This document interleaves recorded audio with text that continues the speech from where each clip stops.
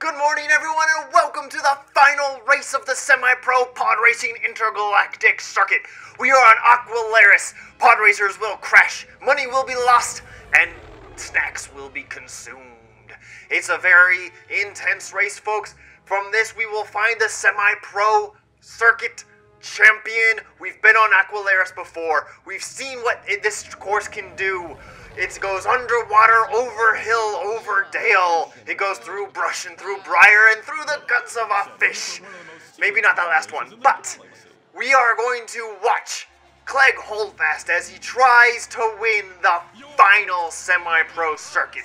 The course favorite is, of course, Bumpy Roose, who loves this course, but then again, we are watching Clegg Holdfast, who also is a track favorite on the Aqualaris Classic, which we saw back at the amateur circuit. But we are already ready to go, and off to the races they go. I hope you've placed your bets not only for this race but for the overall winning championship. We can see that he's already vying for first. He's taken first. He had to smash into Bumpy Roose a few times just to get ahead. But again, this is so much different than our last course, which was Barunda, of course, with lava. This one, in fact, has water. But we can see that he's already taken the first jump. His pod racer is still intact. He's still doing well. He is in first. And Bumpy Roose is in second, trying to catch up to him. Oh, lordy. Commentating means you don't watch as much as you should. And he just smashed. He failed to make that jump, folks. He failed to make the jump. He smashed. He is now in second. He managed to catch up to against the person in third, who is, I believe, Bull's Roar. But he's managing to take back that first. We know Clegg Holdfast is a very solid racer. Failing to make some of the turns, which is a little unusual for him because he does like turns. He does know this planet, folks. He knows this planet. He knows segments of this course. They do recycle segments of the courses in between different segments. But, ooh, and we can see he's managed to make the jump. This is a very tight turn, very tight turn. It's like a massive 180. He's made the 180. Bumpy Roose, of course, did manage to make it a little bit tighter than he did, so he did clip him on the outside, managing to take first. They go under the water bottle, through the water. That does lose traction right before another hairpin turn coming round. Never mind, that is not the hairpin turn. I do not know this course nearly as well as I thought I did. But that is okay, folks, because I am the commentator. I am not a racer. But he is swooping through. He is trying to make it. We can see the course that went over him. We saw that at the opening segment on the first half. He's over the water. He's making these jumps. There's a lot of jumps in this course, folks. A lot of jumps in this course. He is managing to make it through. These are the sliding doors of doom. Oh dear. But he's made it through. He's crashed. His clone is already off to the races again. He is once again on the way. He's going through this segment. We've seen this segment on pretty much every Aqualaris course there is. But he is opting to go through the construction tunnels rather than around them off the jumps. It does save your pod racer engines a little bit because you're not smashing down onto the ground. He's making these turns, but he is in second, folks. He is in second. And we can see third and fourth. Team Topagalis and Bull's Roar are vying for third. Or for second, sorry, pardon me. They are catching up to him hardcore, and but he can see Bumpy Roose yet again, so he really wants to catch that. These underground tunnels are perfect for Clegg Holdfast because he knows them well. But then again, they are good for Bumpy Roose, and Clegg Holdfast does not have the turning radius that these other racers do. And we can see he has crashed a second time. This is very unfortunate, folks, because this is the final race. It does carry a lot of weight into the final semi-pro circuit championship. But we can see that he is coming in for the end of his first lap among the screaming crowd of fans. I hope to see some of you in that crowd. I hope to see some of you, but I can't because the resolution is so low. But we can see him easily taking these corners, managing to hold on to second while Bull's Roar and Team Topagalis try to catch up to him in this opening segment. It is very embarrassing to be passed in this second segment because, of course, everyone is watching you at that point in time. But now we are back into the open road. We are now on lap 2. We can see he's trying to catch up to Bull's Roar again. Bumpy Roose, of course, the track favorite. And he's passed him on all the jumps. And again, you can see the course right underneath them. And again, folks, he smashed into the wall. He can't quite make that jump, it seems. That is the second time in 2 laps that he has failed to make that jump. Of course, folks, who knows? He's managed to regain second at the very least. We can see that Bull's Roar is, in fact, managing to pull away just a bit. Oh, and this is an interesting development. We can see Bullseye in 11th. which is also fascinating because he also is a track favorite on the semi-pro circuit of Aquilaris. He was the track favorite on the first Aquilaris course of the semi-pro circuit.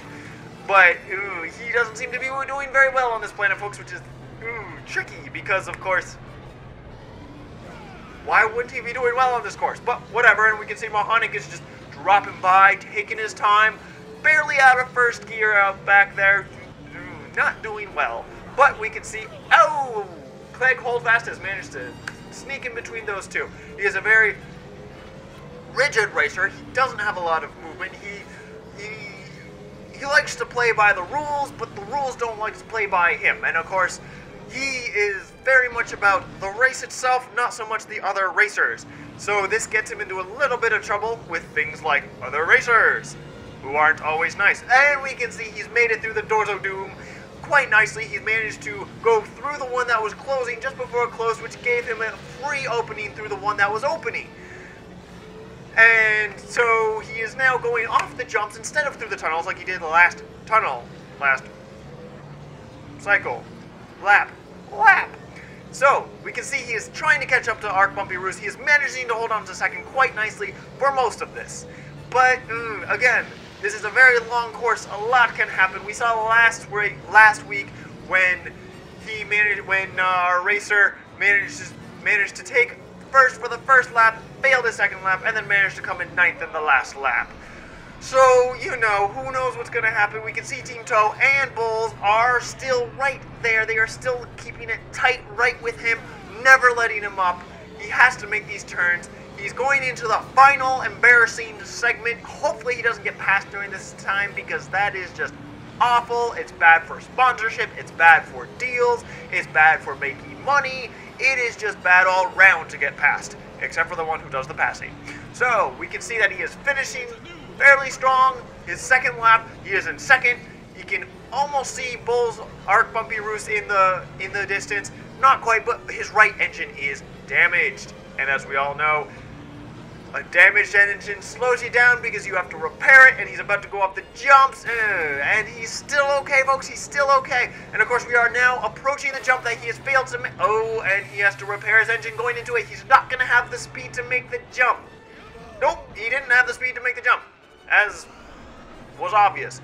So that's 3 for 3, folks. He has failed to make that jump.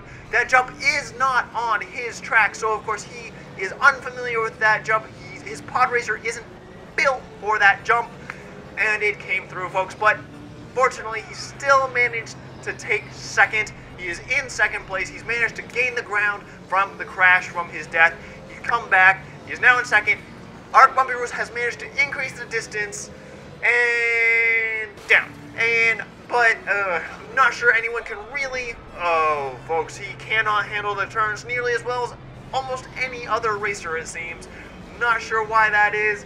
He should be able to take corners pretty well, but again, he's very rigid. He's very much about the road, and when the road slips out from underneath him, he doesn't know what to do. Oh, there we go. The road slipping out from underneath him. But it is now a fairly wide track. He's just about that halfway point in the third and final lap. Maybe he can gain up the ground, but we can see that Odie Mandrell is now in the pack. And that pack vying for second is closing in. And he did it again. This time he went to the right, but he managed to time those doors just right. That can be very tricky, folks. We saw him on the first lap. If those doors aren't opening and closing, you have to register that very, very, very quickly, because if they don't open and close, then you got to go the other direction, and then you got to swoop or something. But blah. But we can see, folks, that he's now in fourth. We can see that Team Toe has actually dropped it back pretty hard too. Bull's Roar is still in second. Odie Mandrell is still in third.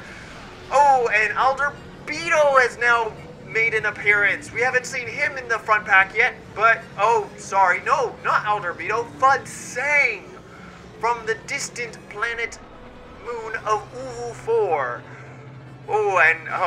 This last final stretch is not going well for Clegg Holdfast, folks. Not going well at all. He has now dropped into middle of the middle pack. Maybe he can pull it out. Maybe he can gain a few precious more places. Endicott, Team Toe Bagley's are not going to let him in, but he's cutting on the inside track. He just managed to squeak ahead. Maybe he can hold it, folks. He is now up to top speed alone. Who will make this very end? Oh, and he's coming up on fourth. He's going in on Odie.